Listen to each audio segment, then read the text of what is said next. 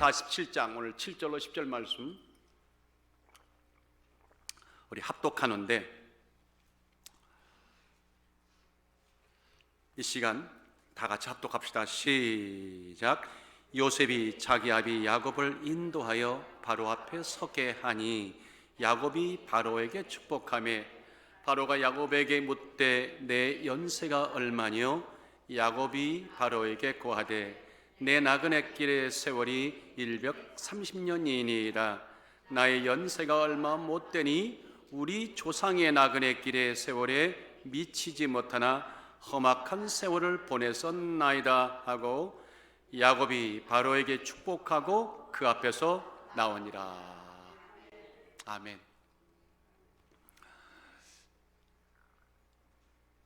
담임 목자가 담임이 붙으면 목사들은 내 교회가 있는 겁니다. 주님께서 허락하신 사역할 수 있는 교회가 있다는 말입니다. 오늘 최소원 목사에게 담임은 아름다운 교회입니다. 여러분들께 만나니까 너무 참 좋고 우리 교회는 참 아름다운 교회입니다. 이럴 땐 크게 해주는 게 이해입니다.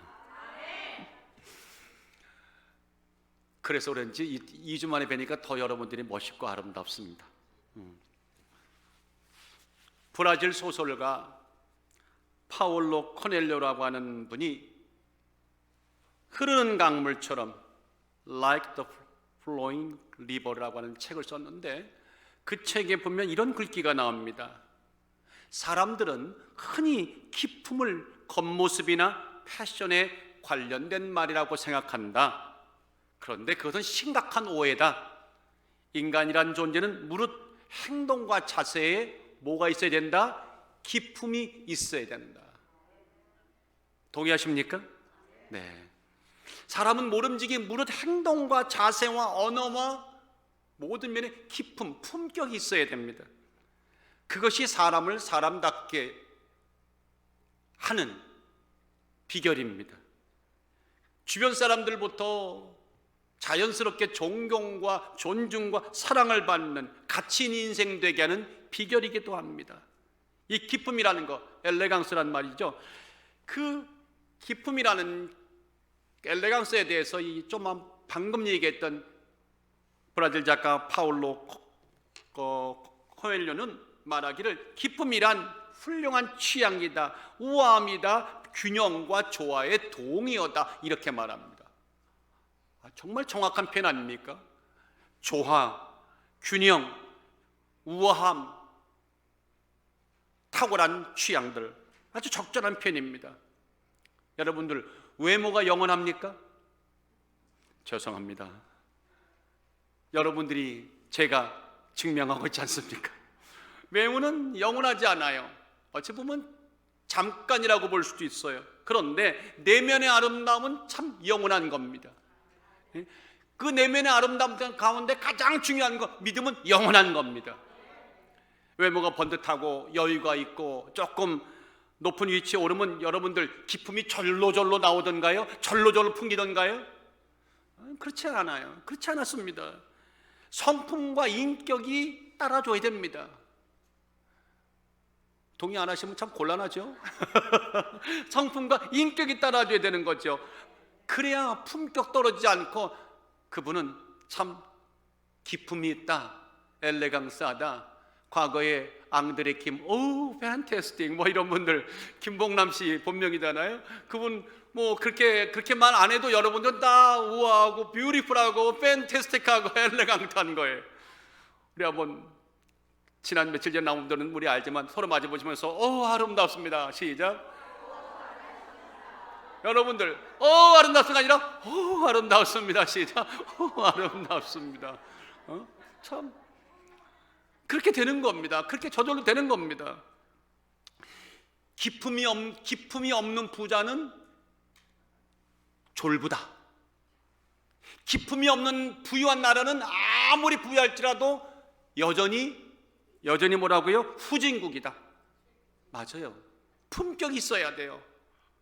위치에 맞고 환경에 맞고 처지에 맞는 품격과 인격과 격이 있다는 거예요. 그럼 여러분들 세상에서만 기쁨이 필요합니까? 신앙의 세계에서는 품격이 필요 없나요? 안 그렇습니다. 신앙의 세계는, 믿음의 세계는 더 엄격하게 말할까요? 품격과 기품이 너무너무 중요합니다. 기품 없는 그리스도인, 신앙인, 볼품이 있을까요? 없을까요? 볼품 없습니다. 초라합니다. 어떤 감동도, 어떤 존재감도, 어떤 존경도, 어떤 설득력도 없습니다.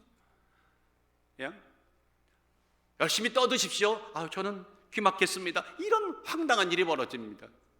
그래서 품격이, 기품이 있는 우리 아름다운 교회 성도님들 얼마나 기품이 있는지 몰라. 거짓말하는 것 참 미안하네요. 아닙니다. 진심입니다. 여러분들 품격 있으십니다. 자, 그러면 오늘 그걸 우리가 되기를 원하고 우리가 그렇게 살기를 원하는데, 그렇게 기쁨 있는 신앙은 우리가 꿈꾸고 소원하고 기품 하면 기쁨이 없을까? 그렇지 않아요. 뭔가 거기에 값을 지불해야 됩니다. 바라고 꿈만 꾸면 안 됩니다. 합당한 노력과 합당한 수고와 합당한 땀방울이 요구됩니다. 마땅히 갖추어야 할 것을 갖출 때 품격은 절로 생기는 것입니다. 개혁신학자 에드워드 영은 말하기를, 그러므로 고품격 크리스천이라고 하는 책에서 이렇게 말합니다. 고품격 인생은 평범한 인생보다 훨씬 큰 대가를 지불해야 된다. 그건 당연한 것이다. 그분 얘기가 아니라 우리가 보아도 그 말은 맞는 말입니다. 도대체 그렇다면 균형과 조화를 갖춘 기품 있는 신앙, 품격 있는 그리스도인이 되기 위해 오늘 우리는 무엇을 갖춰야 될까요? 무엇이 필요할까요? 그 답이 바로 오늘 이 짧은 본문 4줄의 사이에 있습니다. 꼭 이 보화를 찾아내는 이 아침 되기를 주의 이름으로 축원합니다. 말년의 야곱이, 이 본문의 내용은 심플합니다. 말년의 야곱이 갑자기 몰아닥친 가나안 땅의 심한 기근을 피해서 죽은 줄 알았던 아들, 살아있는, 그것도 애굽 총리가 된 요셉의 주손을 통해 애굽의 가장 기름진 비옥한 땅 고센으로 이주해 가는 그 얘기입니다. 이주해 갔습니다.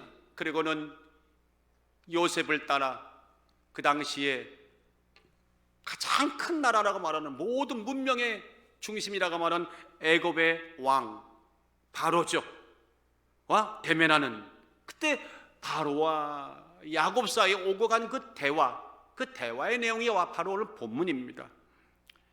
자, 이 본문의 내용 속에 기쁨 있는 신앙의 비결이 게시되어 있습니다.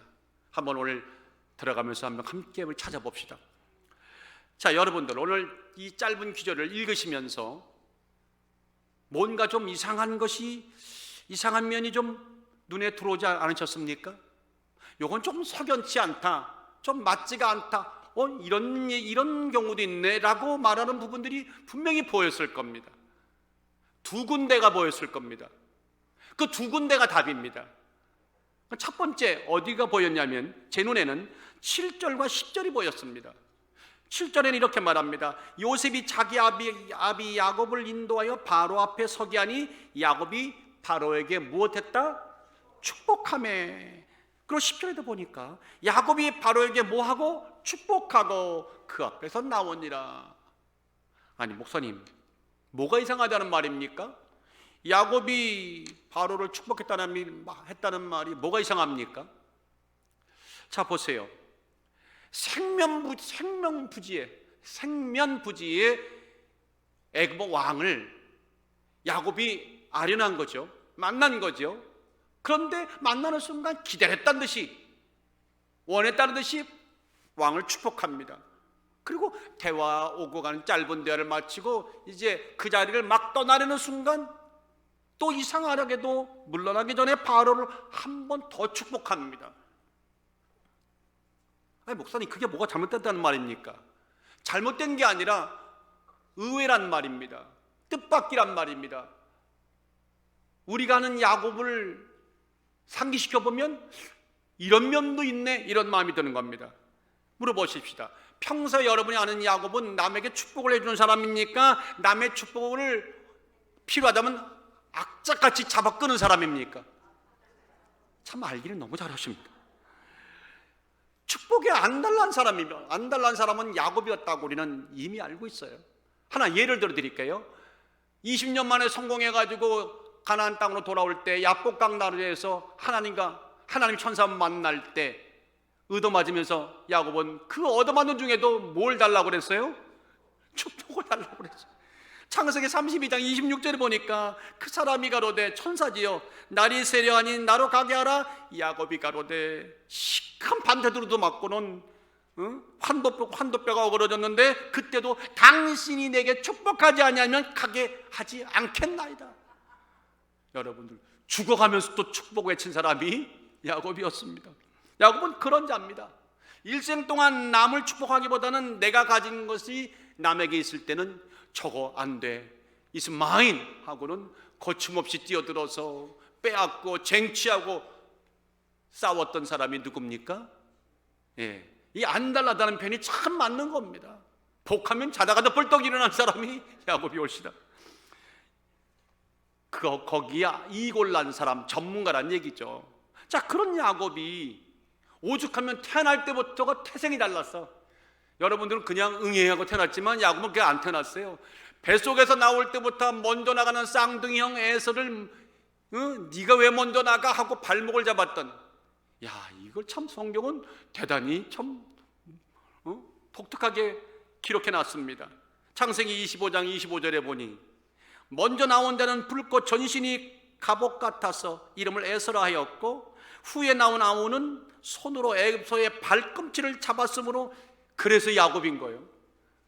정말로 여러분들 혹시나 여기 그런 분 안 계시게 봤더니 쌍둥이를 낳았는데 갑자기 나와보니까 한 아이가 이렇게 발목을 잡고 나왔다. 이거 정말 쉽게 볼 얘기 아니지 않습니까? 그런 인생이었다는 겁니다. 그래서 야곱은 어렸을 때부터 남달랐습니다. 끊임없이 남과 경쟁하고 속이기도 하고 탈취하는 삶을 살았습니다. 그 대상이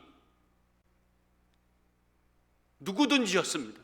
때로는 형 에서였고 때로는 아버지였고 때로는 외삼촌 라반이었습니다.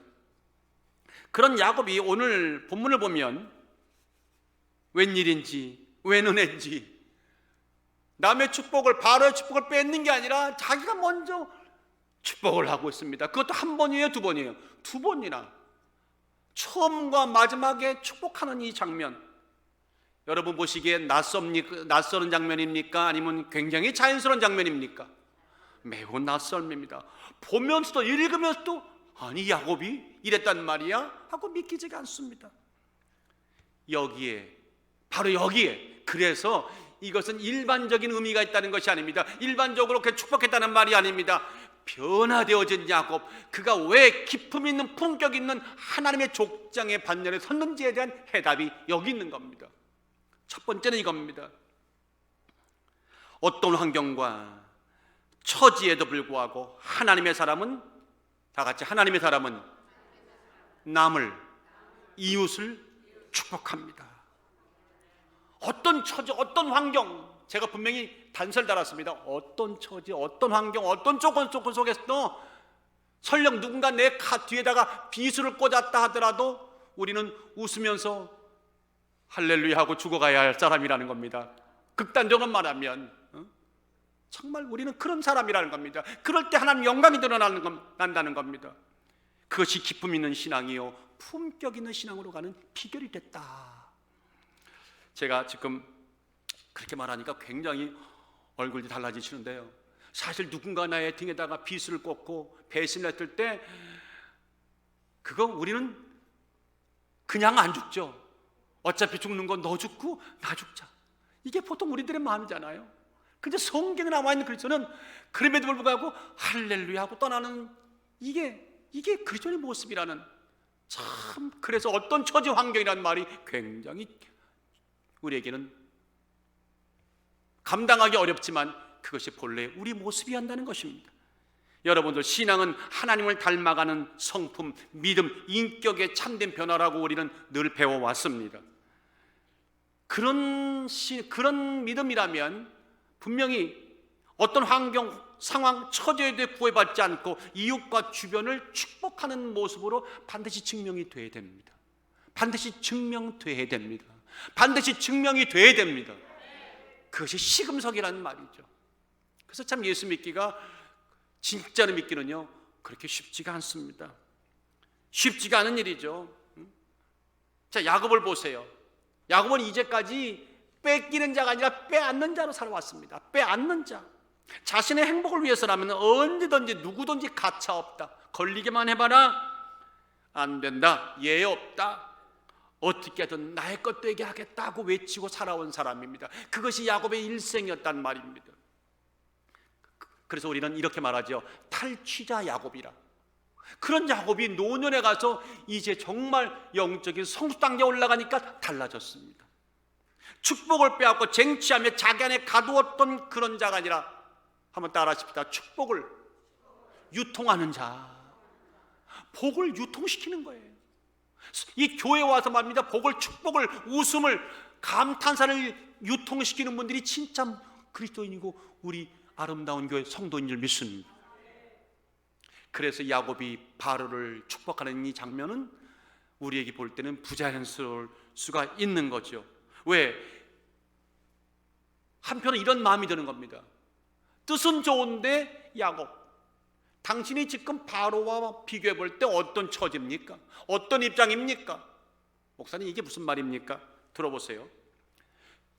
지금 야곱이 애굽 땅에 왜 와 있습니까?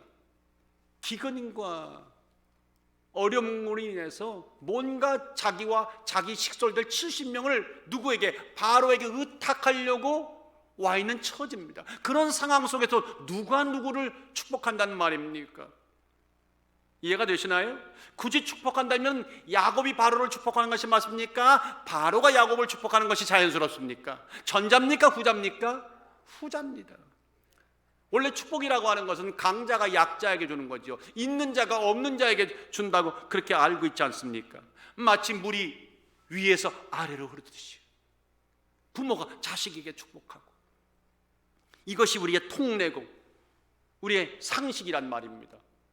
그래서 히브리서 7장 7절에 보니까 폐일은하고 낮은 자가 높은 자에게 복빔을 받느니라. 낮은 자가 높은 자에게 복빔을 받느니라. 바꿔 말할까요? 이게 수동태니까 능동태로 바꾸면 높은 자가 낮은 자에게 복을 빌어 주니라, 이거였잖아요. 그런 관점에서 보니까 도대체 오늘 이 야곱의 모습은 의외인 겁니다. 지금 바로의 축복을 구하면서 바로여 우리에게 은혜를 베푸시옵소서, 호혜를 베푸시옵소서 하고 바로의 마음을 잘 설득하고 어루만지고 비유를 맞춰도 시원찮을 판인데 자기가 도리어 왕을 축복하는 겁니다. 그것도 만나자마자 축복하고 떠날 때 축복하고. 우리는 이런 걸 넌센스라고 하죠. 넌센스다. 센스가 아니다. 상식이 아니다. 정말 웃기는 이야기다. 그럼 여러분들 한번 생각해 보세요.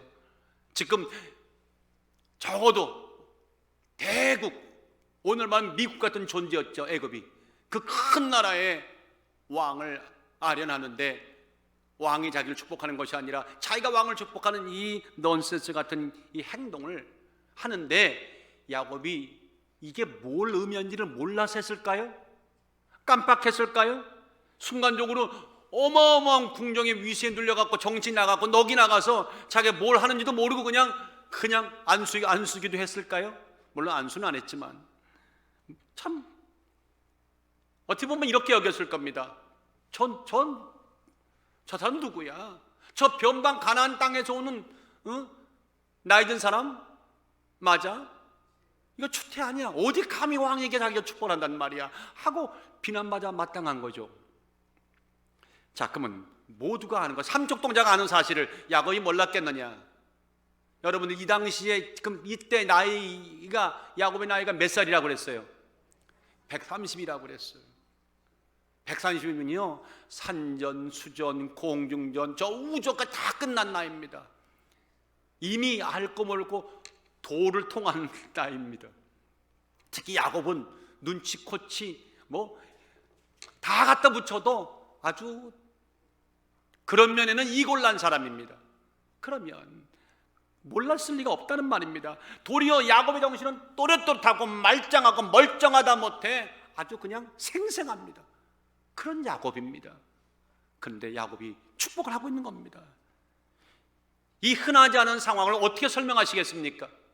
여기서 우리는 이제 깨닫게 됩니다. 야곱은 지금 축복하고 있는 것이 아니라 다 같이 영적 행위를 하고 있다. 시작. 영적 행위를 하고 있다. 뭔가 바로에게 마음을 그 마음을 살려고 인간적인 행동을 하는 것이 아니라 영적 행위를 하고 있는 겁니다. 영적 행동을 하고 있는 겁니다. 충만한 은혜의 행위를 하고 있다는 말입니다. 볼 것을 제대로 보고 확실히 파악한 자, 이 땅만 보는 것이 아니라 하늘을 보는 자, 여러분과처럼 하늘을 보고 하나님을 보는 자들, 그런 은혜의 경험이 충만한 자들이 할 수 있는 가장 확실한 기품 있는 신앙의 모습이라는 겁니다.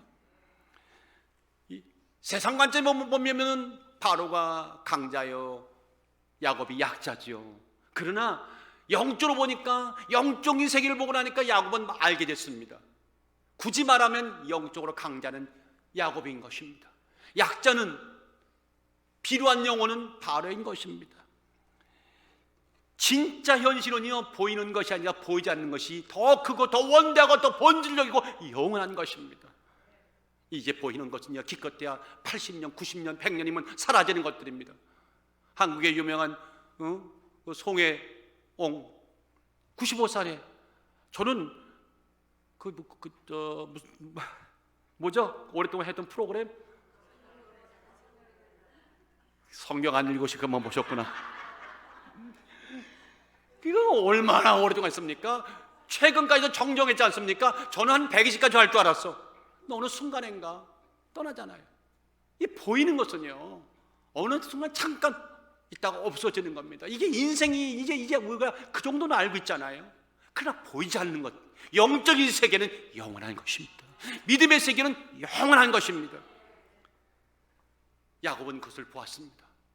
자기는 위대한 하나님을 경험했고 위대한 나라를 보게 됐고 이제 훈련을 통해서 어느 정도 위치에 올랐는데 그 눈으로 보니까 바로가 불쌍한 겁니다.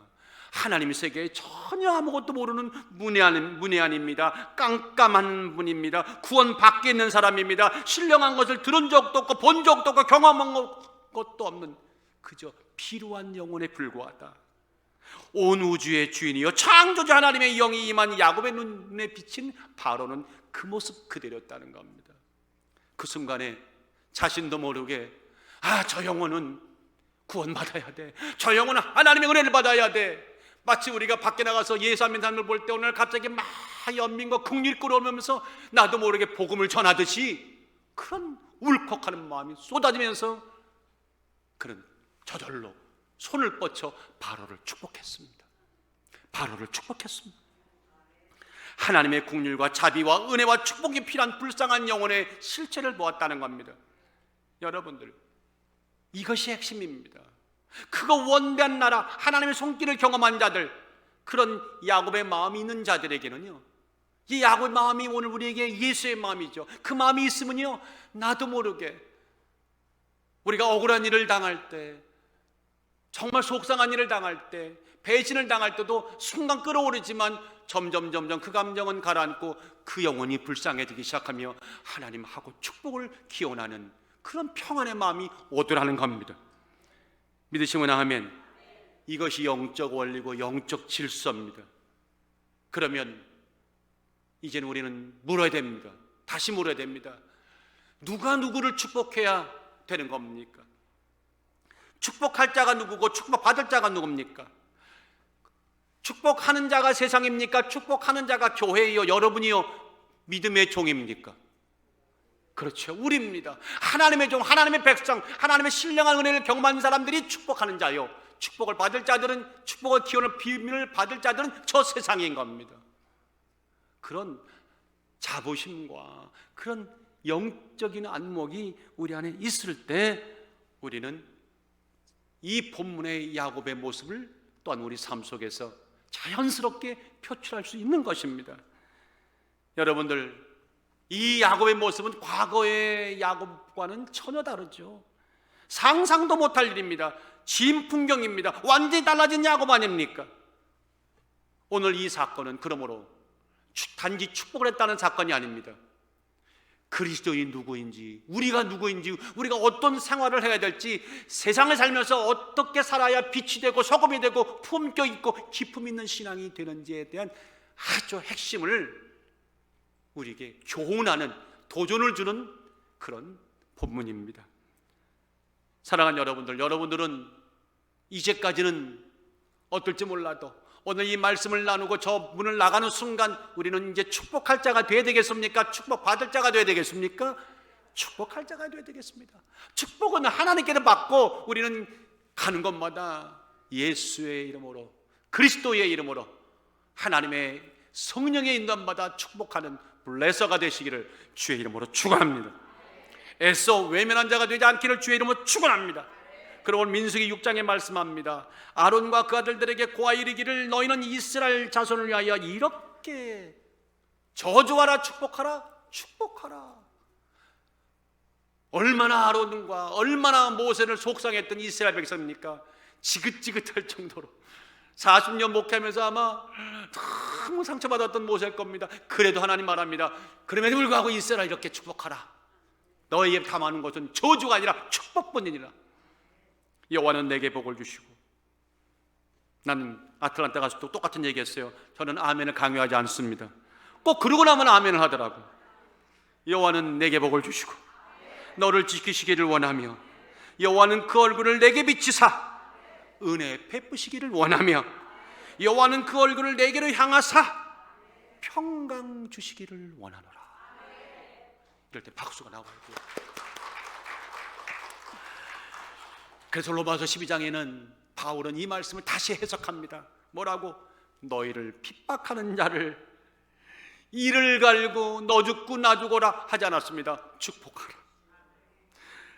축복하고 저주하지 말라. 즐거워하는 자들에게 그 분위기를 깨지 말라. 함께 즐거워하느냐 하라. 우는 자들에게 가서 웃으면서 깨박치지 말라. 위로하고 함께 울라. 얼마나 절실합니까? 생일집에 가서는 통곡을 하고, 홈카밍 서비스에 가서는 웃는다면 정신 나간 사람 아닙니까? 우리는 축복하는 자입니다. 여러분들 창세기 16장에 가보니까 아브라함이 하나님이 약속하신 아들을 계속 얻지 못하는 거예요. 수십 년이 흘러도 아들은 나올 낌새가 없는 거예요. 그러니까 급한 아내 사례가 누구를? 자기의 여종 하갈을 이리약 노예에서 신분 상승시켜서 아내의 준하늘 레벨로 줬잖아요. 아브라함이 참 나이 들어서 참 횡재했다 싶었을 겁니다. 정신 차려요, 아브라함. 자, 그렇게 해서 하갈을 줬더니 대뜸 아이가 들어서는 겁니다. 누구를 낳았습니까? 이스마엘을 낳았습니다. 그런데 성경이 참 재미난 것은 하갈이 잉태하는 순간 갑자기 태도가 달라졌다는 겁니다. 뭐라고 말하냐면 아브라함과 하갈이 동침하였더니 하갈이 잉태하며 그가 자기의 잉태함을 깨닫고 다 같이 그 주인을 멸시한지라. 여러분들, 이게 말이 되는 겁니까? 자기는 누가 사례가 픽업하지 않았으면 여전히 노예였습니다.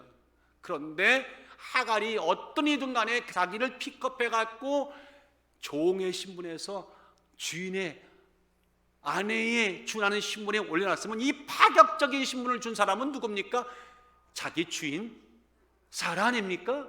그러면 평생 정말 머리로 신을 짜도 안 될 판인데 멸시했다는 겁니다. 근데 이 멸시했다고 말하는 이 단어가요, 원래 멸시가 아닙니다. 칼날이란 말인데, 칼날이란 말은 저주했다는 겁니다. 난 그래서 여성분들 참 무서워. 나는 우리 사모님 한 분으로 참 만족해. 여러분들을 이거 저주했다는 겁니다. 이 정도밖에 안 되는 하갈입니다. 이 정도밖에 안 되니까 결국은 쫓겨납니까 안 쫓겨납니까? 사례가 그걸 가만 놔둡니까? 이것이 어디서 감히 단박에 쫓겨났잖아요. 아들을 알아서 Don't care, get out. 쫓겨나지 않습니까? 저는 그 장면을 보면서 무슨 생각이 드느냐, 씨를 뿌린 대로 걷는 것이다. 그때 하갈이 도리어 주인을 축복하고 주인을 경외했더라면 더 많은 축복을 받았을 겁니다. 그릇이 이거밖에 안 되니까 하갈은 그 정도 수준에 살았습니다. 사랑하는 여러분들이요, 어떤 경우에도 저주는 절대 허락한 적도 없고 해서는 안 됩니다. 우리는 축복하는 자여 축복을 비로는 자가 되기를 주의 이름으로 축원합니다. 남편은 아내를 축복해 주세요. 크게 아멘. 아내는 남편을 축복해 주세요. 부모는 자식을, 자식은 부모를. 여러분은 시간 날 때마다 168시간 일주일 동안에 여러분 생활을 하실 때마다 좀 틈틈이 우리 교회를 향해 축복해 주세요. 목회자를, 사역자들을, 우리 장로님을, 안수사님을, 우리 권사님들, 집사님들을 축복해 주세요. 성도님을 축복해 주세요. 그 축복이 여러분에게도 오는 겁니다. 시편 109편 17절에 말씀하기를 저가 저주하기를 좋아하더니 그것이 자기에게 임하고 주여 축복하기를 기뻐하지 아니하더니 복이 저를 멀리 떠났으며. 얼마나 정확한 말씀입니까? 또 저주하기를 옷 입듯 하더니 저주가 물같이 그 내부에 주여 들어가며 기름같이 그 뼈에 들어갔나이다. 여러분들 몸속에 있는 기름 빠지기가 쉽나요? 얼마나 죽으라고 뛰어들기가 안 빠지지 않습니까? 저주를 하는 사람은 마치 그 저주가 그렇게 내 기름과 같이 여기에 저장된다는 거니까 절대 하면 된다 안 된다? 하면 안 된다. 그럼에도 불구하고 축복해야 된다. The blesser가 돼야 되고 The giver, 주는 자가 되고 축복하는 자가 되는 것이 이게 지혜다. 믿으시면 아멘. 사도행전 20장의 35절에 보니까 그러므로 이렇게 말합니다. 범사에 너에게 모범을 보였노니 곧 이같이 수고하여 약한 사람들을 돕고 또 주위에서 친히 말씀하신 바 주는 것이 받는 것보다 복이 있다. 아멘. 에이 목사님 싫어요. 받는 것이 주는 것보다 복이 있다. 아멘. 그건 아멘이라고 하는 것이 아닙니다. 당연하다고 말한 겁니다. 그건 당연한 겁니다. 누구든지 할 수 있는 겁니다. 근데 성경은 말합니다. 주는 것이 받는 것보다 복이 있다 하심을 기억해야 할지니라. 우리가 하나님께 받은 은혜가 참 크지 않습니까? 참 그 기쁨과 축복 이름 말할 수 없어요. 나는 요새 그런 마음이 정말 듭니다. 저희 가정은 참 우상 숭배하는 가정에 태어났는데 제가 목사가 되고 하나님의 종이 되고 하나님의 백성이 된 거 돌이켜보면 너무나 감사해요.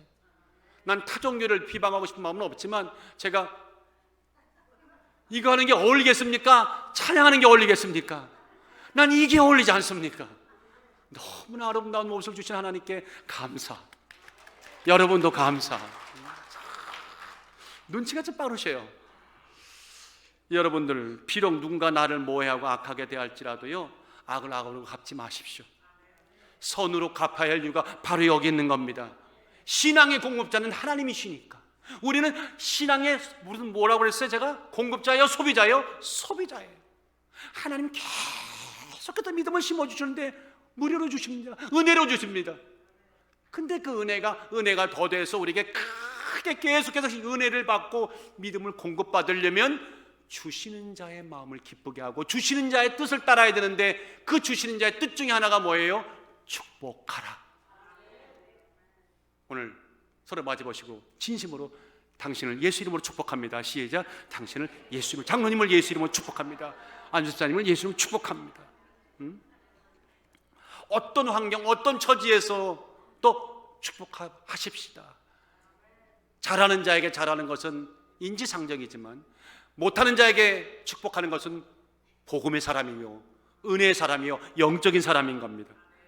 예수님이 그런 분을 말씀하기를 마태복음 10장에 아무 성에든지 촌에 들어가든지 그 중에 합당한 자를 찾아내어 너희 떠나기까지 거기서 머물라 또 그 집에 들어가서 평안하기를 빌라. 예수님이 이거 굉장히 힘줘하셨습니다. 제자들을 짝지어가지고 전도행을 보내면서 어느 집에 가든지 하나님 인도하는 집에 가거든 아름다운 교회 가거든 마음껏 축복할지어다 평안을 빌라고 했습니다. 한 사람이 얼마나 영적으로 성숙한지 얼마나 영적으로 진심인지는 결국은 이거였습니다. 축복하고 싶지 않은 상황일 때, 축복할 수 없는 조건일 때, 축복하고 싶은 마음이 정말 1%도 안 들 때, 그럼에도 불구하고 하나님이 내게 주신 은혜를 감사하게 여기고 축복해 주는 그 순간 하늘이 쫙 열면서 정말 은혜로다, 평강이로다, 물 밀듯이 밀려오는 그 기쁨을 우리는 누리게 될 것입니다. 미숙한 자는 언제나 온통 말만 열면 자기입니다. 자기에게 임할 축복만 챙깁니다. 자기에게 임할 축복이라면 남도 짓밟기가 일쑤입니다. 내가 어떻게 하면 큰 복을 더 받을 수 있을까? 내가 어떻게 하면 더 높은 자리에 올라갈까? 여러분들 올라가봤자 결국은 내려옵니다. 여러분 산이 좋아서 계속 올라가시면 거기서 사십니까? 자연인이 아니고서야 다 내려와야 되는 거죠. 밤이 되기 전에 내려와야 되는 겁니다. 인생이 그런 것입니다.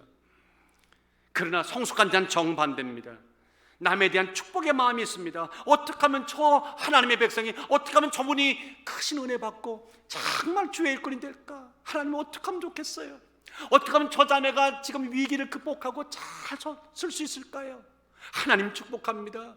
저 집사님을 축복합니다. 저 목사님을 축복합니다. 저 성도님을 축복합니다. 장로님, 안사님을, 권사님을 축복합니다.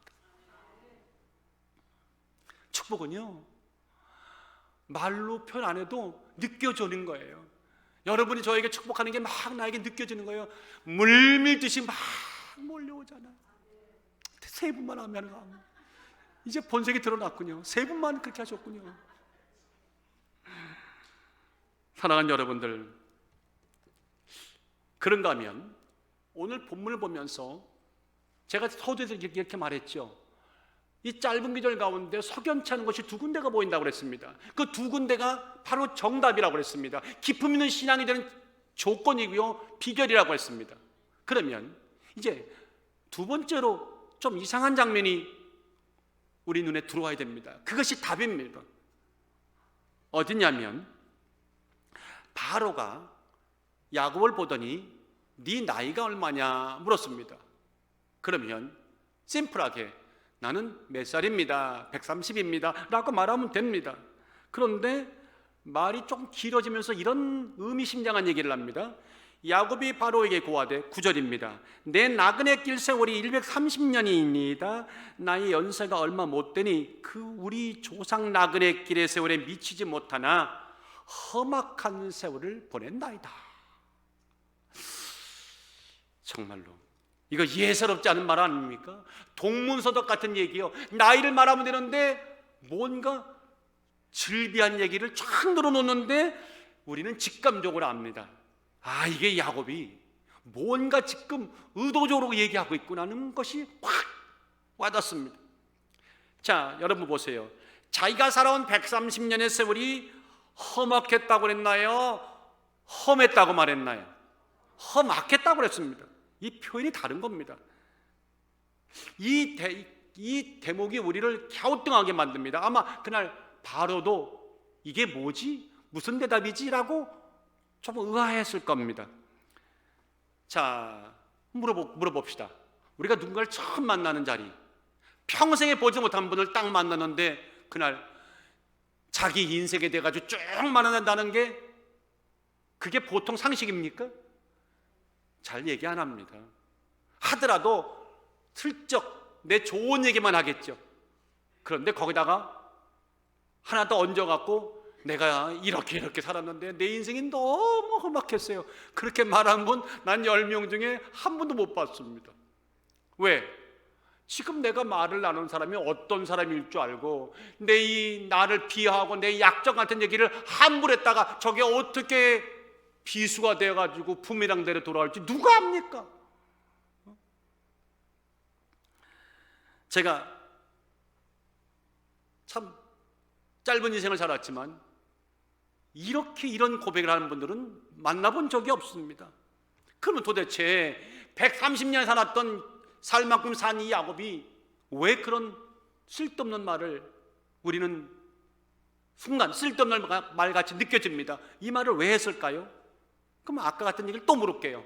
순간 정신이 나가서 뭘 몰라서 깜빡 졸다가 말이 헛나와서 어안이 벙벙해서 아무리 갖다 내도 이 문제는 답이 안 나와요. 지나간 살이 험악하실지라도 미워하고 꾸미고 각색하는 것이 인간의 본능인데, 그렇다면 지금 야곱은 도대체 이 보통 사람들의 상식을 뛰어넘는 겁니다. 그럼 도대체 야곱은 왜 이런 말을 굳이 하고 있을까요? 제가 앞서 말했습니다. 오늘 본문의 야곱은 옛날 야곱이라고 했습니까? 달라진 야곱이라고 했습니까? 달라진 야곱입니다. 수많은 역경과 어려움을 통해서 이제 분명히 훈련받고 성숙한 단계에 올라가 있는 야곱이 올시다.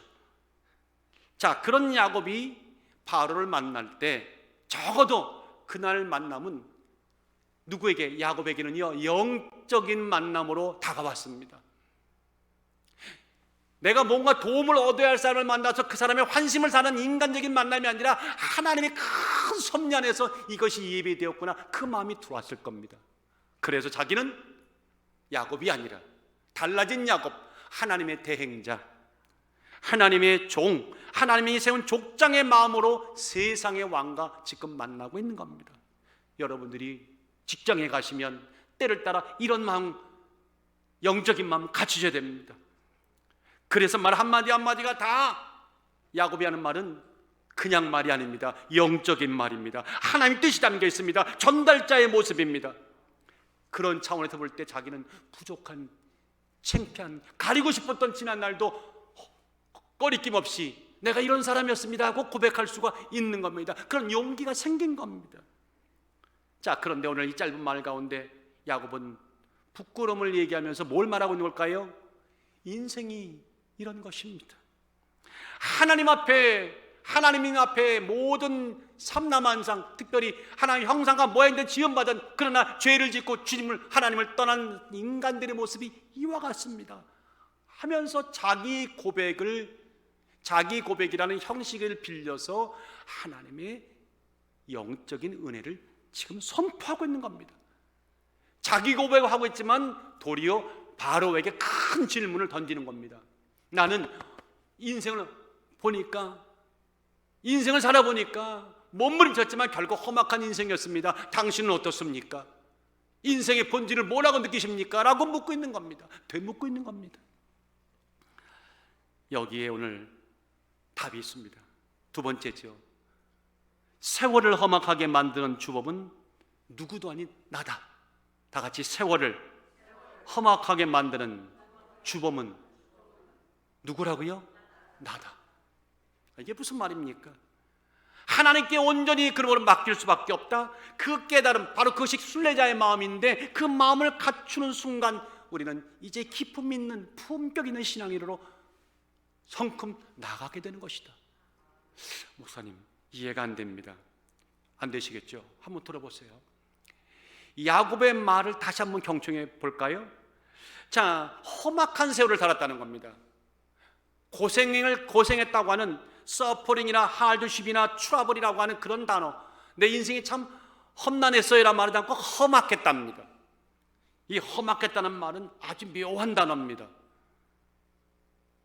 히브리 말로 라란 말인데, 라란 말은 불쾌하다, 악의에 찬 세월, 악의에 차다, 악한, 말 그대로 악한입니다. 언플레전이 아닙니다. 배신입니다. 이불입니다.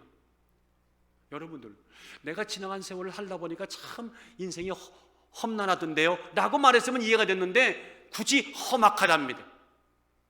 악의 찬 세월을 받았답니다. 그러니까 이 영적인, 이 뭔가 근본적인 얘기를 하고 있는 겁니다. 이 라라는 히브리 말은 일반적으로 나쁘다라고 번역되지만 그런 단순히 좋지 않다는 소극적 의미가 아닙니다. 더 깊은 본질적인 훨씬 큰 광범위한 의미가 있는 단어입니다.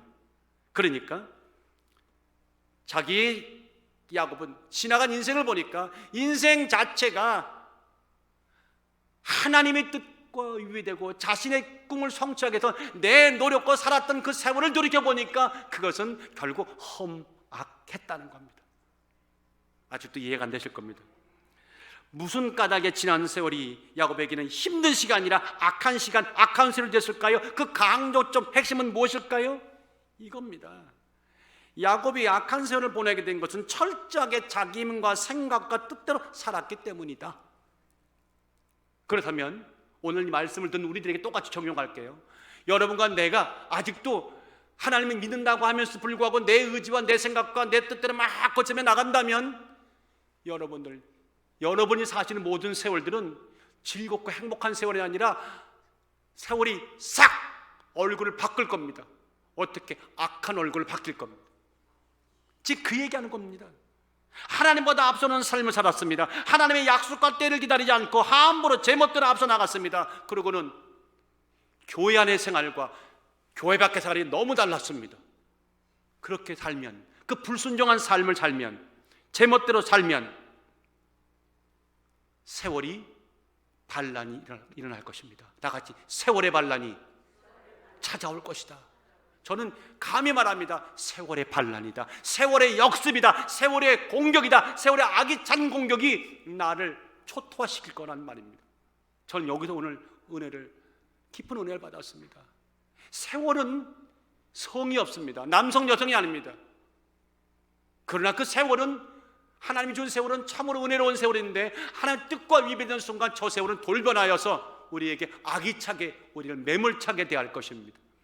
지금 야곱이 그 얘기를 지금 고백하고 있는 것입니다. 이제 이해가 되시면 아멘. 세월과 시간의 역습, 세월과 시간의 반란, 세월과 시간의 습격, 불송한 종만큼, 우리가 하나님께 불순종하는 만큼 세월은 막 악해지면서 우리를 괴롭힐 겁니다. 지난 2년 반 동안의 팬데믹을 보면서 저는 얻은 결론이 뭔지 아십니까? 그동안의 교회와 그동안의 크리스천들이 너무 방만하게 살았다. 막 가만히 있어도 졸로졸로 교회가 붕대고 물질이 늘어가고 모든 넉넉해지니까 사실 초대교회의 어떤 뜨거움을 잃어버리고 우리가 뭔가 우리 자신감을 갖고 살았다. 그 결론이 뭐예요? 세월이 역습이 일어난 겁니다. 그리고 우리는 2년만 동안 이렇게 초토화되고 다시 시작하려고 하는 부끄러운 자리에 서 있는 겁니다. 이해가 되시면 아멘. 우리가 살아온 세월과 시간을 험악하는 만드는 주범을 우리는 꼭 당신이요, 누구요, 부모요, 환경이요, 아닙니다. 자신입니다. 나입니다. 내가 세월을 험악하게 만든 주범이 올시다. 이제 더 이상 세월을 험악하게 만들지 아니하는 여러분 꼭 되시기를 주의 이름으로 축원합니다. 사도행전 12장 21절에 보니 헤롯 왕이 기고만장합니다. 헤롯이 나를 택하여 왕복을 입고 위에 보좌 위에 앉아 백성을 효유한데, 효유하다는 말은 설교했다는 말입니다. 연설하다는 말입니다. 그랬더니 백성들이 아첨을 합니다. 백성들이 크게 부르되 이것은 신의 소리요 오 주여, 사람의 소리가 아니라 하거늘. 여러분들 이 소리 들었으면 헤롯이 정신 나간 사람 아니면 얼른 무릎 꿇고 가슴을 막 쥐어짜면서 하나님 용서달라고, 누가 내 목소리가 어떻게 신의 목소리가 될 수 있느냐, 이 악한 자들아, 야단을 쳤어야 됩니다. 그런데 즐겼습니다. 그랬더니 어떤 일이 벌어졌습니까? 헤롯이 영광을 하나님께 돌리지 아니하는 거로 주의 사자가 꽂히니 충, 영어는 웜, 벌레, 오늘 말할까요? 바이러스 먹어 죽으니라. 여러분들 심플하잖아요. 헤롯 왕이 왜 바이러스 죽었을까요? 이건 한 사건이라기보다는 이게 연구 과제입니다. 오늘 관점 본다면 하나님이 주신 세월을 하나님 뜻대로 사용하지 않고 자기를 높이고 자기의 영광을 드러내는 순간 세월은 역습이 일어나고 반란이 일어나서 도리어 그것이 우리에게 부메랑되어 비수를 꽂는 비극이 일어난다는 겁니다. 역사에서도요, 이건 번번이 보는 겁니다. 사랑하는 여러분들, 그렇다면 목사님, 그 험악한 세월이 안 되도록 우리가 막을 수 있는 길은 없겠습니까? 있습니다. 당연히 있죠. 오늘 본문에 있는 말로 대답할까요? 9절 상반절에 보니까 야곱이 여기다가 힌트를 넣어놨습니다. 야곱이 바로에게 고하되 내 나그네 길의 세월이, 나그네 길의 세월, 그리고 뒤에 가보니까 또 나그네 길이 나와요. 우리 조상의 나그네 길. 나그네 길이 말이 두 번이나 나와요. 자, 이 나그네란 말은 마구루, 다 같이 마구루 시작. 마구루. 마구란 말인데 말 그대로 체류하다, 영어로 서저니닝인데 서저닝만 있는 것이 아닙니다. 순례자, 필그림이라는 뜻이 여기 있습니다. 그러니까 지금 야곱은 내 나그네 길을 말하면서 결국 다반도 말하고 있는 거예요. 험악한 세월을 막을 수 있는 길은 순례자의 마음으로 순례자의 인생을 살면 악한 세월은 우리에게 늘 온순한 세월 되어 은혜로운 세월 되어 우리에게 다가온다. 지금 그 얘기를 하고 있는 겁니다. 순례자의 길, 순례자의 마음, 순례자의 세월이 답입니다. 도대체 순례자의 길이라는 것이 뭔데요? 하나님을 예배하기 위하여 예루살렘 성전에 올라가듯 우리 인생이 하나님 나라를 완성을 소망하며 주님과 함께 뜻을 쫓아 한 걸음 한 걸음 누구와? 주 예수와 함께 언제? 날마다 우리는 걷게. 나는 부족하지만, 나는 연약하지만 내가 당한 이 어려움과 환경을 내 머리털 하나까지 세심받으신 하나님이 다 알고 계시고, 내가 무엇 때문에 연약한지, 내가 무엇 때문에 오늘 시험 들었는지, 내가 무엇 때문에 지금 괴로워하는지를 다 아신 하나님은 내가 너를 알고 있고 내가 너를 품을 것이고 내가 너와 함께 걸었고 나는 너와 영원토록 그 나라를 인도할 것이니 아들아 딸아 순례자의 마음으로 나와 함께 걸어다오. 아멘. 그게 답입니다. 그 답이 어떻게 오느냐 합니까? 하나님은 세월의 역습이 아니라 죄의 역습이 아니라 영원한 시간 영원한 나라로 우리에게 보상해 주신 것입니다. 히브리서 11장 16절에 저희가 이제는 더 나은 본향을 사모하니 곧 하늘에 있는 것이라. 그러므로 하나님이 저희 하나님이라 일권 받으심을 부끄러워하지 아니하시고 저희를 위하여 한 성을 천국을 영원한 나라를 예비하셨느니라. 저는 오늘 말씀을 준비하면서 이런 마음을 가졌습니다. 요새 제가 많은 여러 가지를 그냥 개인적으로도 기도 제목이 많았습니다. 참 답답한 것들이 많았습니다. 그래서 막 고민하는데 이런 잔잔한 음성이 왔어요. 집사님, 너 수범아 왜 혼자 씩씩하게 혼자 걸어가니? 갑자기 나한테 너 참 씩씩하게 걷고 있구나. 난 그게 좋은 얘기인 줄 알았어요. 너 참 홀로 씩씩하게 걷고 있구나. 세상의 모든 짐을 다 지고 자기가 마치 구세주인 양 네가 뭘 해결할 수 있겠니? 주여, 씩씩하게 걸어서는 안 된다.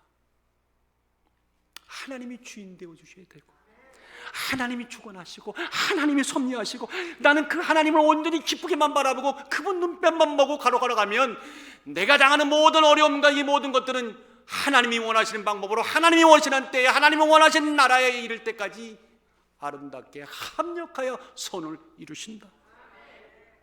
제발 부탁합니다.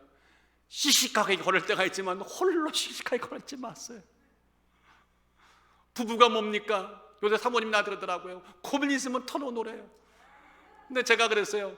속으로 아이고 내 고민 내가 지고 와야지. 아내에게 말해보면 뭐하나. 그것도 아내를 위하는 것이 아니었습니다. 내가 아내를 진짜 사랑한다면 같이 나눠야 되는 겁니다. 내가 뭐라고 내가 무슨 뭘 해결할 수 있다고 가진 폼을 잡고. 그러니 하나님이 그렇게 말하는 거죠. 너 홀로 씩씩하게 걸어가고 있구나. 기쁨 있는 신앙 쉽지 않습니다. 그러나 반드시 우리가 우리 것을 만들어야 될 하나님이 주신 응답입니다. 아무쪼록 여러분들 나그네 길을 두 번이나 순례자 길 두 번이나 말해 강조하는 야곱의 마음을 깊이 이해하신다면 오늘 우리는 이제 결론을 이렇게 맺어야 됩니다. 품격이 있어야 존경도 존중도 감동도 감화도 있는 인생이다. 이 강단은 말입니다. 지식을 전하는 강단이 아닙니다. 이건 하나님 마음을 전해야 되는 강단입니다. 누가 설교를 잘하는 사람입니까? 누가 설교 못하는 사람입니까? 말을 잘하고 듣기 좋으면 잘하는 설교입니까? No way. 그렇지 않습니다. 빠르건 느리건 달려가건 기어가든 하나님 마음을 제대로 전하면 그것이 영적인 강단인 것입니다. 오늘 성경은 우리에게 말합니다. 제발 기쁨 있고 품격 있는 신앙인이 되어다오. 내가 그를 위하여 십자가에 내 아들을 못 박았다. 누구를 위해? 너희들을 위하여. 이제 방법은 두 가지밖에 없다. 어떤 환경과 처지에도 누가 뭐래든, 누가 나를 다리를 걸고 뒤에다가 비수를 날개 꽂든 걱정하지 마라. 너는 불사조다. 내가 너를 부르지 않는 한 너는 결국 죽어야 안 죽어요? 죽지 않아요. 제가 2017년에 죽으려고 해도 못 죽었잖아요. 하나님 때가 아니면 못 죽는 거예요. 그냥 튕겨 나오는 거예요. 네 삶 다 살고 와. 할렐루야. 그때까지 우리는 축복자로 살아가십시다. 우리 아버지를 축복하고, 우리 어머니를 축복하고, 우리 친척을 축복하고, 교회를 축복하고. 나는 아멘 강요 안 해요. 안 하면 계속 할 거예요. 우리 교회를 축복하고, 장로님을 축복하고, 권사님을 축복하고, 안수단 축복하고, 집단 축복하고, 최소모 목사도 한번 축복해 주시고, 그리고 무엇보다 나 자신을 축복하는. 그런가 하면 험악한 세월 누구 탓하지 마세요. 내 탓입니다. 내 탓이 옳시다. 내가 세월을 험악하게 만들 수도 있고 은혜롭게도 만들 수 있다. 오늘 하나님께 영광 돌립니다.